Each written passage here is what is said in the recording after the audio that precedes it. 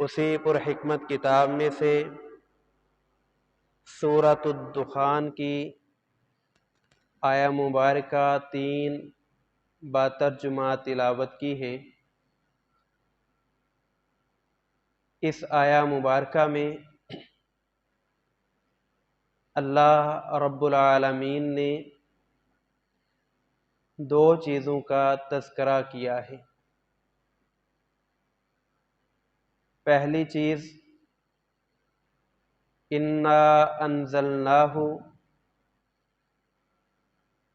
کہ قرآن مجید میں رب العالمین نے نازل فرمائی ہے، اور دوسری چیز فی لیلۃ مبارکہ، کہ یہ کتاب مبارک رات میں نازل ہوئی ہے۔ وہ مبارک رات کون سی ہے؟ قرآن مجید میں اللہ احکم الحاکمین نے اس رات کے متعلق فرمایا انا انزلناہ فی لیلۃ القدر، کہ وہ لیلۃ القدر ہے۔ اور لیلۃ القدر کس مہینے میں ہے؟ اللہ رب العالمین نے فرمایا شہر رمضان الذی انزل فیہ القرآن، وہ عزت و عظمت والی رات رمضان المبارک کے بابرکت مہینے میں ہے۔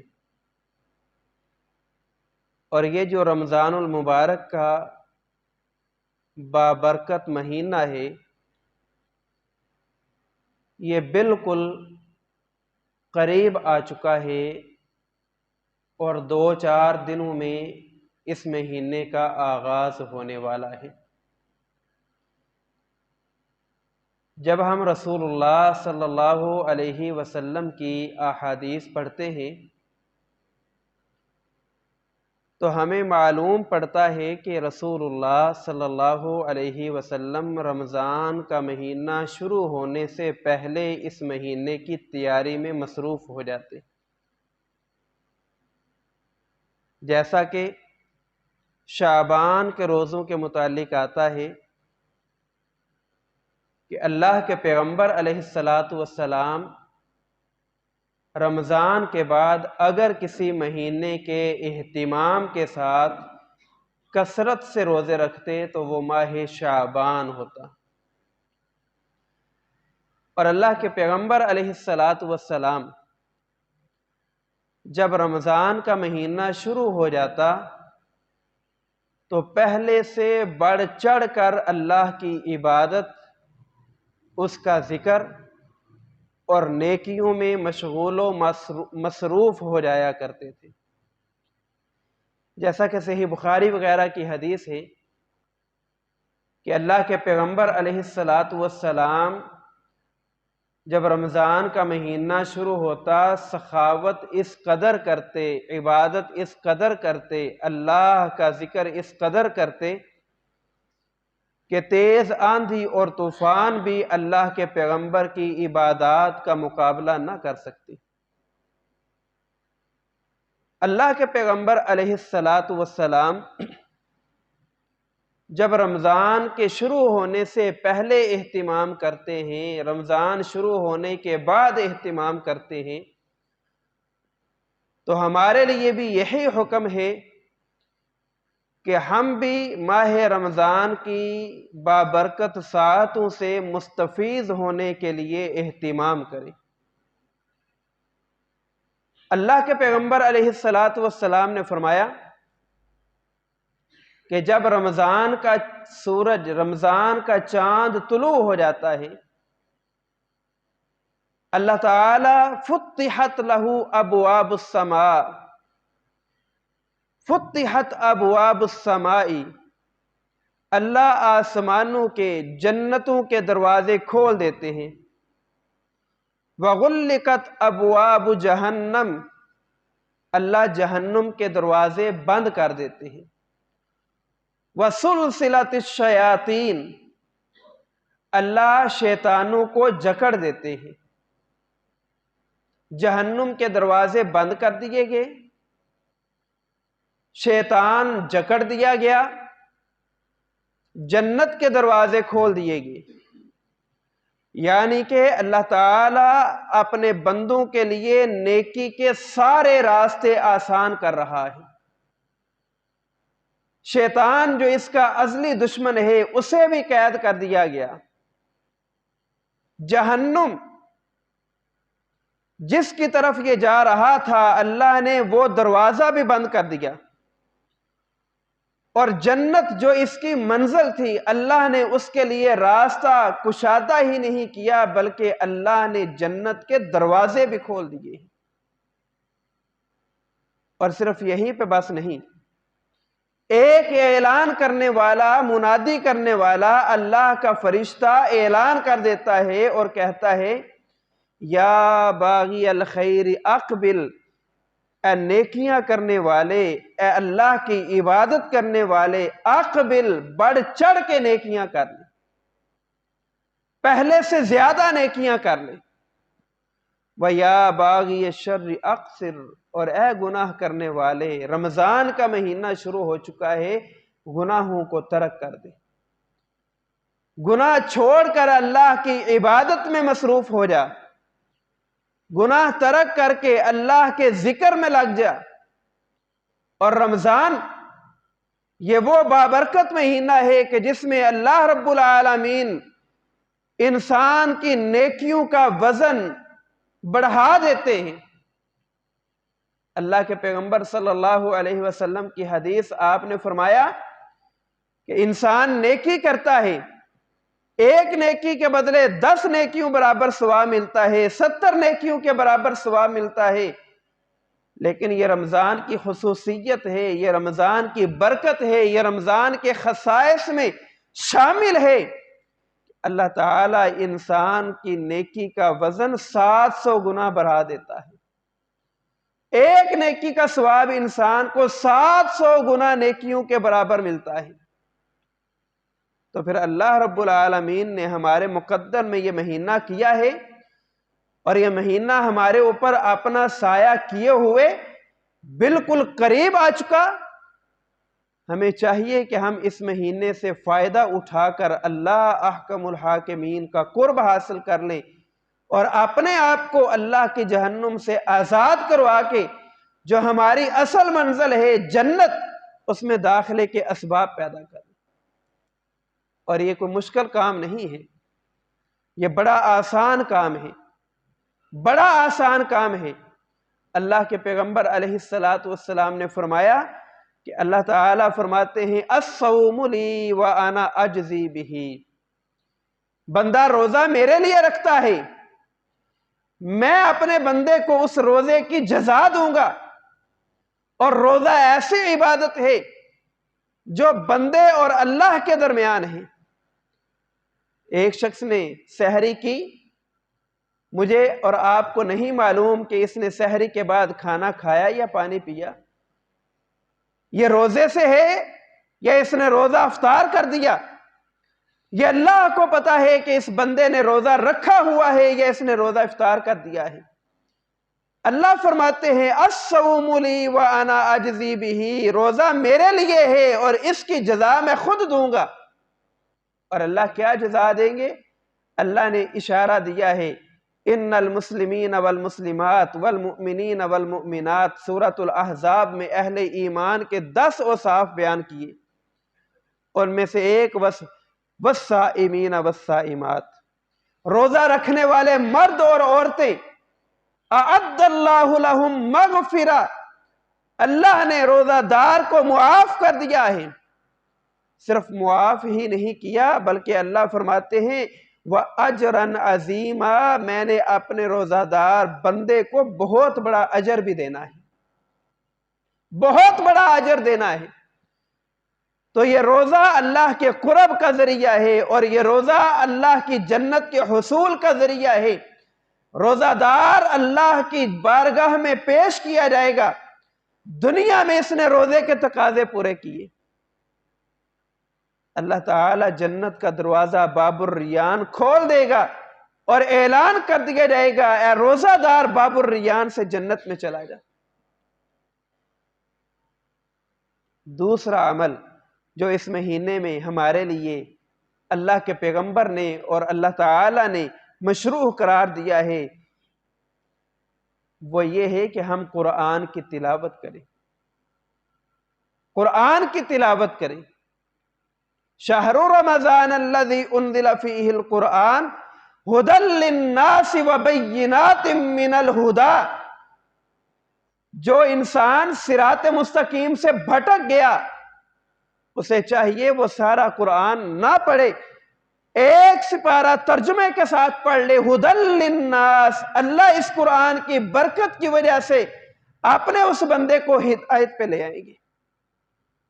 ایک شخص بیمار ہے، بجائے اس کے کہ وہ اس کے تعویذ بنا کے گلے میں لٹکا لے، بجائے اس کے کہ وہ قرآن مجید کو گھول کے پینے کی کوشش کرے، اللہ کہتے ہیں وَنُنَزِّلُ مِنَ الْقُرْآنِ مَا هُوَ شِفَاءٌ وَرَحْمَةٌ، میں نے قرآن کو شفا بنایا ہے، تم قرآن پڑھ کے دیکھو، اللہ تمہیں شفا عطا فرما دے گا۔ اگر تم مایوس ہو چکے ہو، یہ قرآن رحمت ہے، تلاوت کر کے دیکھو، تمہیں اللہ تعالیٰ سکون عطا فرما دے گا۔ قرآن اللہ رب العالمین نے انسان کی شفاعت کے لیے بھی نازل کیا ہے۔ اللہ کے پیغمبر کی حدیث ہے، اللہ کے پیغمبر نے فرمایا قرآن اور رمضان، الصیام والقرآن یشفعان لعبد یوم القیامہ، روزہ دار تو روزہ رکھ، تجھے اللہ نے صحت دی ہے، تیری زندگی میں رمضان کا مہینہ آ گیا ہے، روزے رکھ، صرف روزہ رکھ کے ہاتھ منہ باندھ کے سویا نہ رہے، روزہ رکھ کے اپنے کاروبار میں مصروف نہ ہو جانا، تھوڑا سا وقت نکال کے والقرآن، اس قرآن کی تلاوت کر لینا۔ یشفعان، یہ قرآن اور یہ رمضان کے روزے قیامت کے دن اللہ کی بارگاہ میں آ جائیں گے اور میرے اور آپ کے حق میں سفارش کریں گے، اور یہ قرآن اور رمضان کے روزے ہمیں اللہ کی جنت میں لے کے چلے جائیں گے۔ اور جو شخص رمضان کا مہینہ آنے کے باوجود روزے نہیں رکھتا، اس کی سزا بھی پیارے پیغمبر علیہ السلام نے بیان کر دیا۔ آپ نے فرمایا کہ میں نے دیکھا خواب کی حالت میں مجھے جبرائیل امین آسمانوں کی بلندیوں پہ لے کے جا رہے ہیں، کیا دیکھتا ہوں کہ ایک شخص، اس کے چہرے میں اللہ کے فرشتے لوہے کی بڑی بڑی سلاخیں ڈال کے اس کا منہ گدی تک پھاڑ رہے ہیں اور چیر رہے ہیں۔ میں نے جبرائیل امین سے سوال کیا ہے، جبرائیل امین یہ کون سا بدبخت انسان ہے کہ جس کے چہرے کو اللہ کے فرشتے لوہے کی بڑی بڑی سلاخوں کے ساتھ چیر رہے ہیں اور گدی تک چیر کے لے کے جا رہے ہیں؟ جبرائیل امین کہتے ہیں پیارے پیغمبر علیہ السلام، یہ آپ کی امت کے وہ بدبخت لوگ ہیں جو عشق رسول کا دعویٰ کرتے ہیں، جو محبت رسول کا دم بھرتے ہیں، جو بظاہر کلمہ پڑھ کے مسلمان ہیں، لیکن رمضان کا مہینہ آیا، انہوں نے رمضان کا تقدس پامال کر دیا۔ لوگ روزے کی حالت میں ہیں، یہ سر عام رمضان کے مہینے کا تقدس پامال کرتے ہوئے لوگوں کے سامنے کھانا کھا رہے ہیں۔ لوگوں نے روزہ رکھا ہوا ہے، یہ روزہ خور ہیں، یہ بے روز لوگ ہیں جنہوں نے روزہ نہیں رکھا۔ اللہ کے پیغمبر فرماتے ہیں قیامت تک روزہ چھوڑنے والوں کو یہ سزا دی جائے گی۔ آج ہمارے معاشرے میں کتنے لوگ ہیں، ہمارے بیٹے روزے نہیں رکھتے، ہماری بیٹیاں روزے نہیں رکھتی، ہمارے گھر والے روزے نہیں رکھتے، اور کوئی شرعی عذر بھی نہیں، کوئی شرعی عذر نہیں، لیکن دیکھا دیکھی ہمارے خاندان اور معاشرے اور ہمارے گھروں میں لوگ روزہ چھوڑنے والے ہیں۔ انہیں یہ سزا یاد رکھنی چاہیے جو جان بوجھ کے روزہ چھوڑنے والے ہیں، کہ اللہ تعالیٰ چہرے کا حسن نہیں دیکھیں گے بلکہ اللہ سزا میں مبتلا کر دیں گے۔ اور اللہ کے پیغمبر نے فرمایا جو ایک روزہ چھوڑ دیتا ہے، ساری زندگی روزے رکھتا رہے، ایک روزہ بھی نہ چھوڑے، ساری زندگی روزے میں گزار دے، جو اس نے ایک روزہ چھوڑا ہے اس کے اجر و ثواب کو نہیں پا سکتا ہے۔ تو رمضان کے مہینے میں روزے اور قرآن کی تلاوت یہ لازم و ملزوم ہے. ان دونوں کے بغیر رمضان کے مہینے کا حسن، نیکی کی چاشنی، نیکی کی حلاوت اور مٹھاس یہ مومن کو نصیب نہیں ہو سکتی ہے. اور رمضان کے مہینے کا اس سے بڑھ کے اور کیا حسن ہوگا کہ اللہ تعالیٰ نے رمضان کے مہینے میں ہمارے لیے نماز تراویح رکھ دی ہے، قیام اللیل رکھ دیا ہے. نماز تراویح یہ رمضان کے مہینے کا حسن ہے، یہ روح ہے. اور جن مساجد میں قرآن کی تلاوت ہوتی ہے، نماز تراویح ہوتی ہے، پڑھنے والا پڑھتا ہے، سننے والا سنتا ہے، اللہ رب العالمین وہ مناظر بڑے روح والے بنا دیتا ہے. لیکن آج بڑی بدبختی ہے اور بڑی بد نصیبی ہے کہ ہم رمضان کے مہینے میں نماز تراویح کا اہتمام ہی نہیں کرتے. مسجد میں آتے ہیں، نماز پڑھتے ہیں، لیکن نماز پڑھنے کے بعد گھروں کو چلے جاتے ہیں. بھئی آپ نماز تراویح نہیں پڑھتے، کون سا فرض نماز ہے؟ ٹھیک ہے، فرض نماز نہیں، نفل ہے. لیکن اللہ کے پیغمبر صلی اللہ علیہ وسلم نے رمضان کے مہینے میں نماز تراویح 3 دن پڑھا کر امت کو کیا درس دیا تھا؟ ہم گھر جا کے پڑھ لیں گے. جو مسجد میں نہیں پڑھ رہا وہ گھر خاک پڑے گا. جو مسجد میں باجماعت نماز تراویح چھوڑ کے جا رہا ہے وہ گھر جا کے کیا پڑھے گا؟ اسے یہ رسول اللہ کی حدیث یاد کر لینی چاہیے. اللہ کے پیغمبر نے فرمایا من صام رمضان، جس بندے نے رمضان کا روزہ رکھا، وقام لیلا، اور رات کو قیام کیا یعنی نماز تراویح ادا کی. دوسری روایت مع الامام، امام کے ساتھ نماز تراویح ادا کی. ہم احادیث سنتے ہیں، ایک کان سے سن کے دوسرے سے نکال دیتے ہیں، عمل کے لیے نہیں سنتے، صرف ثواب کی نیت سے سنتے ہیں. اللہ کے پیغمبر نے فرمایا جو نماز تراویح امام کے ساتھ پڑھتا ہے، امام کے ساتھ پڑھتا ہے، دن کا روزہ رکھا، رات کو امام کے ساتھ نماز تراویح ادا کر لی، غفر له ما تقدم من ذنبی.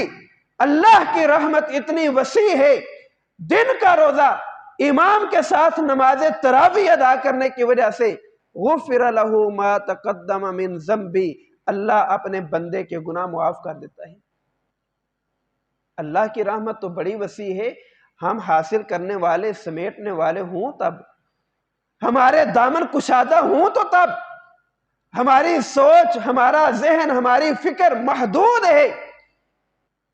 اللہ کے پیغمبر نے فرمایا مال امام، امام کے ساتھ نماز تراویح ادا کرنا. اور نماز تراویح، یہ نماز تراویح رمضان میں تو ہم عشاء کے بعد پڑھ لیتے ہیں، یہ ہے تو نماز تہجد، قیام اللیل. اور اللہ کے پیغمبر صلی اللہ علیہ وسلم کی اس کے ساتھ اگر ہم دوسری حدیث شامل کریں تو نماز تراویح کا مزید حسن نکھر کے ہمارے سامنے آ جاتا ہے. اللہ کے پیغمبر نے فرمایا لوگوں، رات کی نماز، نماز تہجد، یہ پہلے نیک لوگوں کا طریقہ رہا ہے. تم سے پہلے جو نیک لوگ، جو امتیں گزر چکی ہیں، یہ ان نیک لوگوں کا طریقہ ہے. اور جس بندے نے اللہ سے کوئی بات منوانی ہو، جس بندے نے اللہ سے کچھ لینا ہو، جس بندے نے اللہ سے گناہ معاف کروانے ہوں، اللہ کے پیغمبر فرماتے ہیں وہ رات کو سوتا نہیں ہے، قیام اللیل کرتا ہے. وہ اللہ کی بارگاہ میں سر جھکا کے اللہ کا ذکر کر کے اللہ سے وہ چیز مانگ لیتا ہے. اگر میں اور آپ 11 مہینے غافل رہے ہیں، اللہ سے کچھ نہیں مانگ سکے، اللہ نے تو یہ موقع اور چانس دے دیا ہے. یہ اللہ کی طرف سے ایک گولڈن آفر آ چکی ہے.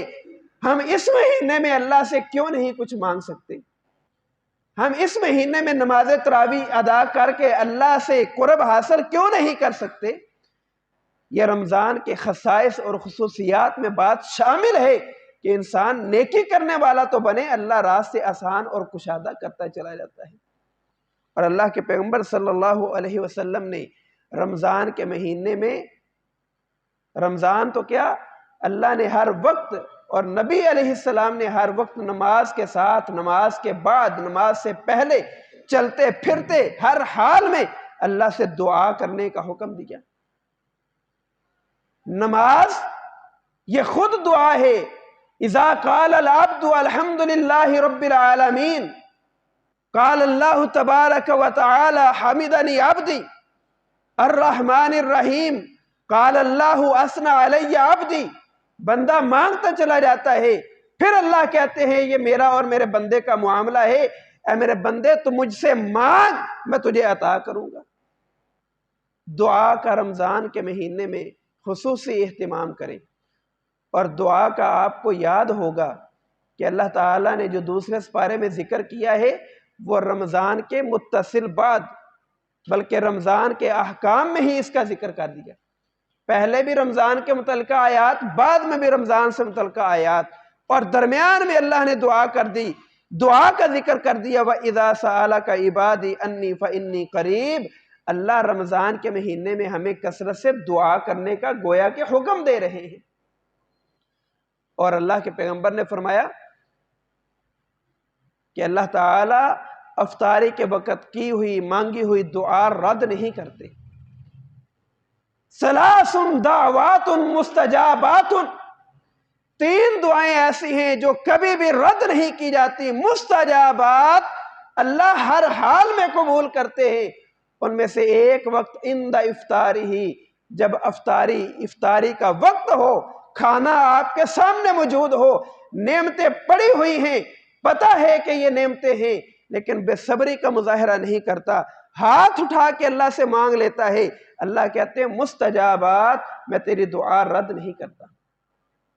لیکن آج ہم میں سے کتنے ہیں، ہمیں تو افراتفری، ہمیں تو دوڑ، ہمیں تو یہ ہوتا ہے کہ یہ کھانا کوئی اور نہ کھا لے، یہ چیز کوئی دوسرا نہ کھا لے۔ اللہ کے نبی فرماتے ہیں صبر سے، اللہ سے، عاجزی، انکساری سے دعا مانگ لو، اللہ تمہاری دعا رد نہیں کریں گے، بلکہ اللہ تعالیٰ تمہاری دعا قبول کر لیں گے۔ پھر اللہ کے پیغمبر صلی اللہ علیہ وسلم نے ہمیں اس کے علاوہ اور نیکیوں میں سبقت لے جانے کا بھی حکم دیا۔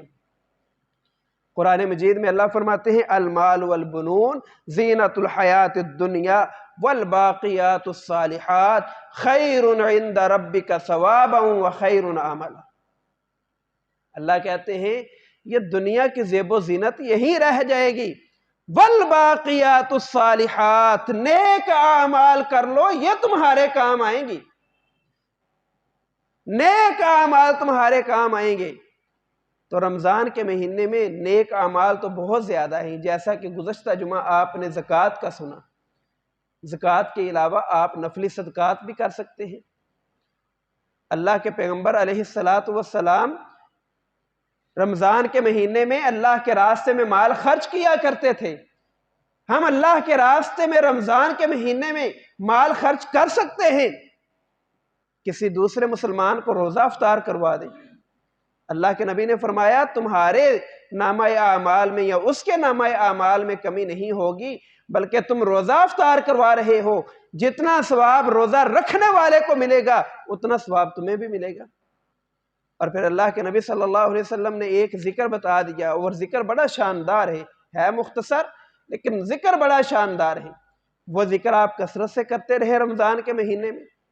اللہ کے نبی صلی اللہ علیہ وسلم نے ام ہانی رضی اللہ عنہا ان سے کہا اے ام ہانی تم کثرت سے لا الہ الا اللہ، سبحان اللہ، اللہ اکبر، لا الہ الا اللہ، سبحان اللہ، اللہ اکبر، ولا حول ولا قوت الا باللہ پڑھتی رہا کر۔ جب تو یہ ذکر کرے گی انا آخذ بیدی، میں تجھے تیرے بازو سے، تیرے ہاتھ سے پکڑ لوں گا اور تجھے اپنے ساتھ جنت میں لے کے چلا جاؤں گا۔ کتنا مشکل ذکر ہے، بہت آسان ذکر ہے۔ وہ بزرگ جس کی زبان پڑھتے ہوئے اڑتی ہے، وہ اٹک اٹک کے پڑھتا ہے، وہ یہ ذکر یاد کر سکتا ہے۔ سبحان اللہ، لا الہ الا اللہ، سبحان اللہ، اللہ اکبر، ولا حول ولا قوت الا باللہ، انا آخذ بیدی، میں تجھے اپنے ہاتھ سے پکڑ کے جنت میں لے کے چلا جاؤں گا۔ اس ذکر کا آپ رمضان میں کثرت سے ورد کریں، یقیناً اللہ کی رحمت قریب ہے۔ پھر صلاۃ التسبیح ہے، صلاۃ التسبیح اللہ کے نبی نے فرمایا زندگی میں ایک دفعہ ضرور پڑھو، ایک دفعہ زندگی میں ضرور ادا کرو۔ صلاۃ التسبیح کا آپ اہتمام کریں، آپ کو اللہ کا قرب ضرور ملے گا۔ یہ چند چھوٹے چھوٹے اعمال ہیں جو میں اور آپ بڑی آسانی سے کر سکتے ہیں، اور یہ اعمال رمضان کی خصوصیات میں شامل ہیں، یہ رمضان کے خصائص میں شامل ہیں۔ ان چھوٹے اعمال کی وجہ سے اللہ تعالی ہمیں اجر و ثواب بڑا عطا کرے گا، اللہ کی جنت میں انشاءاللہ ضرور داخلہ نصیب ہوگا۔ اللہ سے دعا ہے اللہ عمل کی توفیق عطا فرمائے۔ وآخر دعوانا ان الحمد للہ رب العالمین۔